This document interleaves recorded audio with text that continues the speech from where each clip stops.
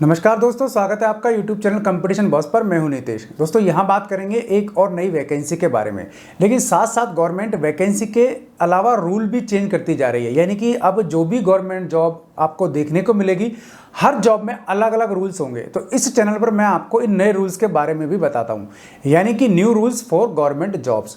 तो यहाँ इस वीडियो में बात करेंगे फिर से उत्तर प्रदेश के बारे में ही। मैंने यूपी के बारे में एक वीडियो कल और बनाया था, जिसमें आपको बताया था कि अब सभी को 5 साल संविदा नौकरी करनी पड़ेगी और उसके बाद वो परमानेंट होंगे। लेकिन उससे पहले उन्हें एक एग्जाम पास करना होगा और उसमें अगर उनके 60% नहीं आए तो वो किक आउट हो जाएंगे। इसमें आरक्षण का भी नुकसान होगा और साथ साथ इसमें जो अनुकंपा नियुक्ति वाले हैं उन्हें भी नुकसान होगा। ओवरऑल देखें तो इसमें सभी को नुकसान होगा, क्योंकि 5 साल आपकी सेवाएं एक तरीके से माना जाए तो बेकार ही जाने वाली हैं, क्योंकि 2 साल का प्रोबेशन होता था जिसे अब सरकार 5 साल घसीटना चाहती है और कुल मिलाकर संविदा भर्तियों पर जोर दे रही है। यानी मैंने कल आपको क्लियर किया था कि सरकार का मानस गवर्नमेंट जॉब देने का है ही नहीं। आज फिर से उत्तर प्रदेश के बारे में ही बात कर रहे हैं और अब ये जो नया नियम सरकार ने बनाया है उसे कैबिनेट में प्रस्तुत कर दिया है और शायद ये नियम पास भी हो जाए। ये नियम है नगर निकायों में भर्ती को लेकर के। तो आप सभी को ये मैंने बता ही चुका हूं कि सरकार लगातार नए नए नियम बना रही है। तो नगर निकायों की स्थिति एक बार उत्तर प्रदेश में हम देख लेते हैं। वहां अगर भर्तियों का थोड़ा सा रिव्यू करें तो 2 तरीके की भर्तियां आप सभी के नॉलेज में होंगी। पहली होती है केंद्रीकृत भर्तियां, जिन्हें लोक सेवा आयोग के माध्यम से भरा जाता है या फिर अधीनस्थ सेवा चयन बोर्ड के जरिए भरा जाता है। दूसरी भर्तियां होती हैं अकेंद्रीकृत भर्तियां, जिनके लिए ना तो कोई नियम बने हुए हैं और ये भर्तियां सीधी सीधी निकाय खुद करते हैं। हालांकि निदेशालय से इनकी परमिशन ली जाती है, लेकिन ये अध्यक्ष, महापौर, इस तरीके के जो पॉलिटिकल विल पावर वाले लोग होते हैं उनके हाथों में ये भर्तियां होती हैं। इनमें अभी तक क्या होता था अकेंद्रीकृत भर्तियों में कि इनके लिए कोई भी बायलाज या कोई भी नियम नहीं बने थे।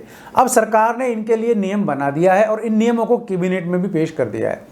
नियमों के बारे में आपको बता रहा हूँ, पूरे नियम आपको ढंग से समझने हैं और इसके बारे में विचार करके कमेंट सेक्शन को जरूर यूज़ करना है। आप इसमें पक्ष में या विपक्ष में जो भी हो अपनी राय जरूर रखें, या इसके अलावा भी कोई आपके पास सजेशन हो तो वो भी आपको रखना चाहिए, क्योंकि ये चीज़ें सब सरकार तक पहुँचती हैं। तो पहले एक बार यूपी में देख लेते हैं स्थिति क्या है निकायों की।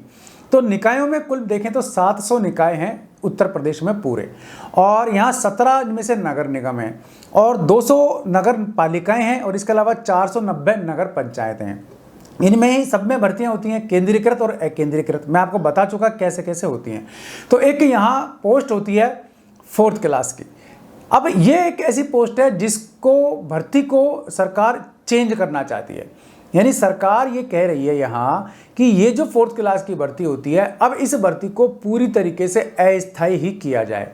लेकिन जो अनुकंपा पे 4th क्लास बने हुए हैं उन्हें तो सरकार परमानेंट रखेगी, बाकी सभी को रखेगी कॉन्ट्रैक्ट बेसिस या संविदा बेसिस या फिर आउटसोर्सिंग से। तो ऐसे में यूँ माना जाए कि एक और ऐसी भर्ती शामिल हो गई है जो या तो भविष्य में बंद हो जाएगी या फिर जो शोषण का एक रास्ता नया सरकार को मिल जाएगा। ऑलरेडी सरकार संविदा पर इतनी भर्तियां करके शोषण कर रही है जम के, लेकिन सरकार को कोई भी फर्क नहीं पड़ रहा और एक और नई संविदा भर्ती सरकार ने कायम कर दी। वो है आपके 4th क्लास की नगर निकायों में, नगर पालिकाओं में और फिर आपके नगर पंचायतों में ये भर्तियां होंगी आगे आगे। तो अब इसमें सिस्टम सरकार ने जो बनाया है नियम के हिसाब से, वो एक बार आपको मैं बता देता हूँ। हर साल मई में सभी नगर निकायों से, यानी 700 के 700 नगर निकायों से खाली पदों का ब्यौरा मांगा जाएगा और वो ब्यौरा नगर निकाय भेजेंगे निदेशालय को। उसके बाद नगर निकाय उन पदों की मंजूरी देगा और उस पर विज्ञापन जारी होगा। फिर आपसे फॉर्म भराए जाएंगे, लेकिन ये टोटल भर्ती संविदा बेसिस ही होगी। ठीक है। खाली पदों का मान लीजिए 100 पद खाली हैं तो इसका 25% वेटिंग लिस्ट भी जारी की जाएगी, यानी कि रिजल्ट आएगा 125 लोगों का। 100 पदों पर 125 लोगों को पास किया जाएगा। तो जो टॉप मेरिट में आएंगे उन्हें भर्ती किया जाएगा संविदा पर, बाकी 25% मेरिट में इसको बैकलॉग में रखेंगे या फिर 25% जो है आपके वेटिंग लिस्ट में रखेंगे। और ये वेटिंग लिस्ट तब तक कायम रहेगी जब तक कि नई भर्ती या नया सेशन चालू नहीं हो जाता।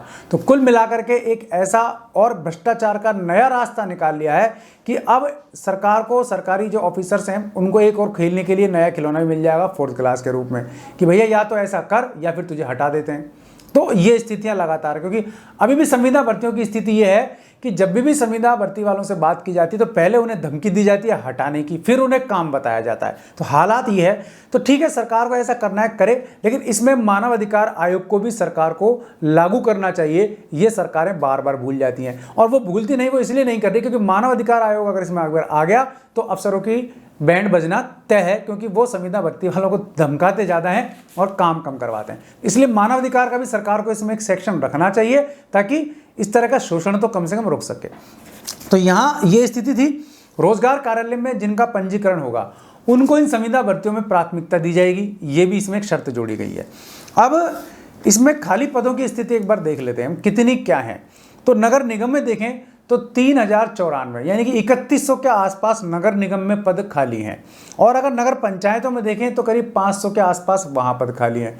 तो ये कुल मिला के 3500 के आसपास पद तो अभी खाली हैं, क्योंकि कुल पदों की संख्या देखें जैसे नगर निगम में तो 10,917 पद स्वीकृत हैं, इनमें से 7,823 ही भरे हुए हैं। और अगर नगर पंचायतों की बात करें तो 2,206 पद स्वीकृत हैं और इनमें से 1,736 भरे हुए हैं। इस प्रकार करीब 3500 के आसपास पद खाली हैं, और अब ये सब के सब पद संविदा पर हो सकते हैं या इनमें से काफ़ी सारे पद संविदा पर जा सकते हैं। कुल मिलाकर सरकार की नीयत और नियम दोनों ही खराब हो चुके हैं, जो अब गवर्नमेंट जॉब भर्ती करने का मानस नहीं रखते।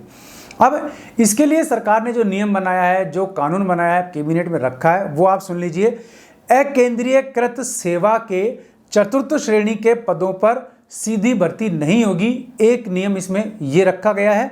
दूसरा है स्थायी नियुक्ति केवल मृतक आश्रितों को ही दी जाएगी, बाकी सब संविदा पर होंगे, और ये भर्तियां अस्थायी होंगी और साथ साथ ये आउटसोर्सिंग से ही ली जाएंगी। तो ये तीनों कमियां इन भर्तियों में अब पैदा कर दी गई हैं, यानी कि एक नया संकट रोजगार के लिए पैदा कर दिया गया है। अब इस भर्ती के लिए जो सरकार ने नया नियम बनाया है उसको नाम क्या दिया है, एक बार वो आप सुन ले। नाम है इसका यूपी नगर पालिका एवं जल संस्थान अकेंद्रीयकृत सेवा नियमावली 2020, और इसको कैबिनेट में प्रस्तुत किया जा रहा है। कुल मिला के एक और ऐसी भर्ती जो शोषण का माध्यम बनेगी, सरकार को शोषण का मौका देगी। अगर आपको ये भर्ती और ये नियम पसंद है तो भी आप कमेंट में करें, नहीं पसंद है तो जम के आपको विरोध करना चाहिए, क्योंकि फिलहाल तो थाली बजाओ ताली बजाओ आंदोलन चल रहा है, बेरोजगार मेरे भाई बहन वही कर रहे हैं। तो कुल मिला के सभी घटनाएं असामयिक हो रही हैं। असामयिक दिवाली मनाना, असामयिक थाली ताली बजाना, तो इस तरह की चीज़ें लगातार हो रही हैं। तो ये एक और नई चीज़ आपके सामने है, तो इसको भी आपको अपने खुल करके कमेंट रखने चाहिए। अगर वीडियो पसंद आए तो लाइक और शेयर जरूर करना, चैनल पसंद आए तो सब्सक्राइब कर लेना, बेल आइकन दबा देंगे आप तो वीडियोज़ के नोटिफिकेशन आपको मिलते रहेंगे।